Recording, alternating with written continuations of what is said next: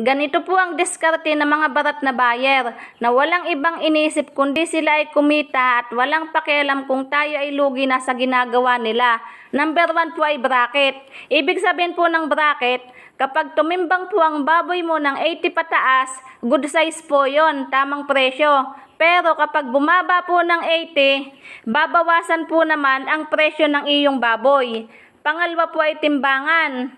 Minsan po ang ginagawa nila, kapag inilagay po ang baboy mo sa timbangan, kahit gumagalaw pa po yung kamay ng timbangan, ay tinatanggal na po nila ang baboy at sasabihin po nila na hindi sakto ang timbang. Pangatlo po ay computation. Minsan po, magkaiba ang compute nila sa compute mo. Kaya napaka-importante po na mag-compute din kayo ng timbang ng inyong baboy.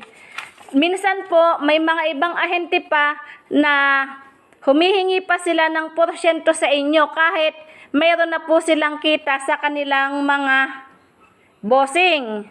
Kaya kung kayo po ay makaka-encounter ng ganitong mga buyer, huwag na po kayong magbigay at humanap na lang po kayo ng iba. So yun lang po, sana'y nakatulong.